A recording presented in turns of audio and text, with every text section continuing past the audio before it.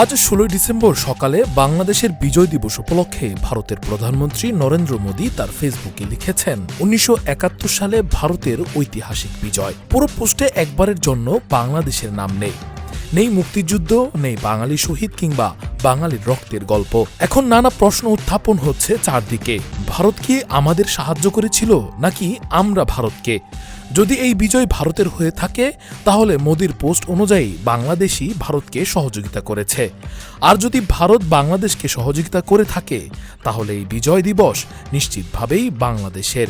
কিন্তু বাংলাদেশের বিজয় দিবসে বাংলাদেশেরই নাম নেই। এ কেমন ইতিহাস? মোদি তার পোস্টে লিখেছেন, বিজয় দিবসে আমরা সেই সাহসী সেনাদের স্মরণ করি যাদের সাহস ও আত্মত্যাগ ১৯৭১ সালে ভারতের এক ঐতিহাসিক বিজয় নিশ্চিত করেছিল। তাদের অবিচল সংকল্প ও নিঃস্বার্থ সেবা আমাদের জাতিকে সুরক্ষিত করেছে এবং ইতিহাসে গর্বের একটি অধ্যায় লিখে দিয়েছে। এই দিনটি তাদের বীরত্বের প্রতি সালাম এবং তাদের অতুলনীয় আত্মত্যাগের স্মারক। তাদের বীরত্ব আজও প্রজন্মের পর প্রজন্মকে অনুপ্রাণিত করে। মোদির এই পোস্টকে কেন্দ্র করে অনেকে লিখছেন, পাকিস্তানের সঙ্গে সম্মুখ যুদ্ধে যে বিজয় কখনো নিশ্চিত করা যায়নি, আজ সেই বিজয়কে বাংলাদেশের কাছ থেকে ধার নেওয়া হচ্ছে। অনেকে বলছেন ছিনিয়েও নিচ্ছে।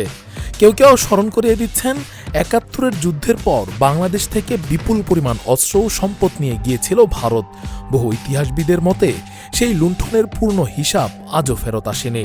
সাধারণ মানুষের প্রশ্ন এখন, সেদিন সম্পদ লুণ্ঠন হয়েছিল, আজ কি সেই একই কায়দায় বিজয়ের ইতিহাসও লুণ্ঠন করা হচ্ছে?